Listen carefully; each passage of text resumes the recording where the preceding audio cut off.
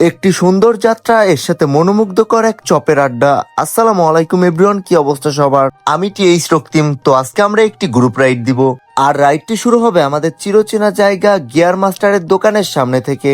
তো আস্তে আস্তে সবাই এসে জমা হচ্ছে রাইডটিতে যাওয়ার জন্য, এবং বাকিদের জন্য চলতেছে আমাদের নির্ধারিত সময় পর্যন্ত অপেক্ষা। দেখা যাচ্ছে বৃষ্টি বাদল সহ নানান ব্যস্ততার কারণে গ্রুপ রাইডটা এখন কন্টিনিউ করা হয় না অনেক দিন। তবে যখনই সবাই একত্রিত হই, মেতে উঠি এক অন্যরকম হাসি মজায়। তো এদিকে আমাদের বেরোনোর সময় হয়েছে, তো সবাই মিলে প্রস্তুতি নিচ্ছি বেরোনোর জন্য। তো দেখতে দেখতেই বেরিয়ে গেলাম রাজবাড়ী শ্রীপুরের রাস্তা ধরে সামনের দিকে। আজকে হচ্ছে আমরা মূলত নির্দিষ্ট কোনো লোকেশন সিলেক্ট করে বের হই নেই, মূলত যেদিকে আমাদের মন চায় আজকে আমরা ওই দিকেই যাব। গল্প করতে করতে দলবদ্ধ হয়ে ছুটে চলা মন এবং শরীর দুইটার পক্ষেই ভালো এবং আনন্দের। যার সাথে গল্প করতেছি দেখতে পাচ্ছেন, ইনি হচ্ছে সজল ভাই। সজল ভাইয়ের সঙ্গে আমাদের রাইড হচ্ছে প্রায় দীর্ঘ 1 বছর পরে, কারণ কর্মব্যস্ততার কারণে সে দেশের বাইরে ছিল।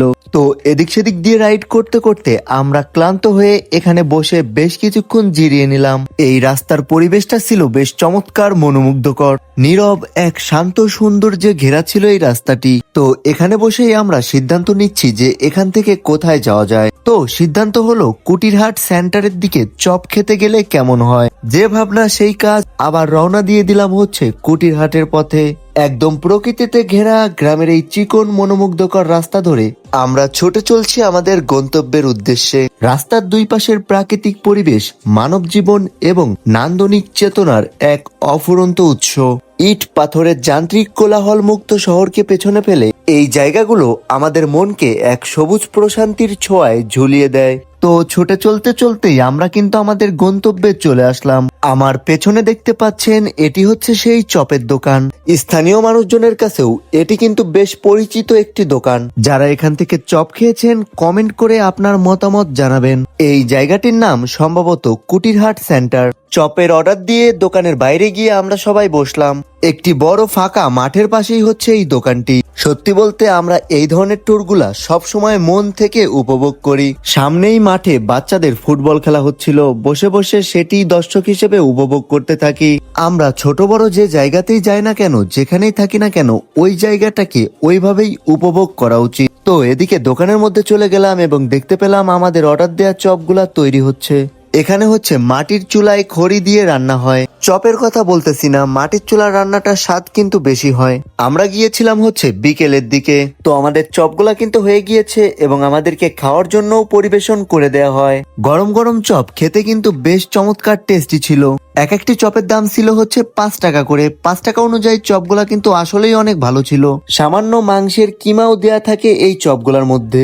অনেকেই হয়তো রাজবাড়ির মধ্যে বাইক নিয়ে ঘুরে বেড়ান এবং একটু আউটসাইডে একটা ফাস্টফুডের দোকান খুঁজেন, যেখানে বাইক নিয়ে গেলে একটু ঘোরাও হবে এবং একটা ফাস্টফুড খাওয়াও হয়ে যাবে। তো আমি আপনাদের বলবো, আপনারা কিন্তু চাইলে এই কুটিরহাট সেন্টারের এই জায়গাটিতে এসে এই চপটা খেয়ে ট্রাই দিতে পারেন। তো খাওয়া দাওয়া শেষে পানি এবং মোজো খেয়ে আমরা আবার বেরোনোর জন্য প্রস্তুতি নিচ্ছি।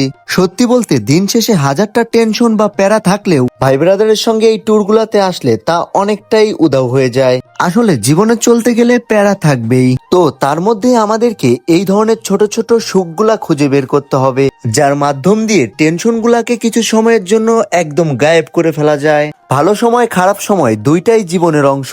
এই দুইটারই জীবনে বিশেষ প্রয়োজন আছে, এই জন্যই উপরালা দিয়েছেন। ভালো সময়গুলা যেমন আমাদের আনন্দ দেয়, ঠিক তেমনি খারাপ সময়গুলা এই জীবনের কঠিন বাস্তবতাগুলাকে শেখায়। এই জন্য আমাদের ভালো মন্দ উভয় সময়ই আল্লাহ তাআলার কাছে ক্ষমা প্রার্থী এবং শুকরিয়া আদায় করতে হবে। তো এদিকে আমরা পিপিলিকার মতো ছুটে চলছি। রাজবাড়ী সদর থেকে বের হয়ে একটু ভেতরের দিকে গেলে এমন অনেক রাস্তা আছে যে রাস্তাগুলো একদম পানির মতো সুন্দর, কোনো প্রকার ভাঙাচোরা নাই, একদম সোজা চলে গিয়েছে। তো এই ধরনের রাস্তাগুলাতে সাইকেল এবং বাইক সবকিছু চালিয়েই অনেক শান্তি পাওয়া যায়। পরন্ত বিকেলের দৃশ্য এবং সময় দুইটাই একদম মনোমুগ্ধকর। তো এখন সাইকেল চালাতে চালাতে ও একে অপরের সাথে সুখ দুঃখের গল্প করতে করতে ছুটে চলছি আমাদের আজকের শেষ গন্তব্য রাজবাড়ী সদরের উদ্দেশ্যে। তো আপনারা সবাই ভালো থাকবেন। আজকের মতো ছিল এতটুকুই। আল্লাহ হাফেজ, দেখা হচ্ছে নতুন কোনো ভিডিওতে।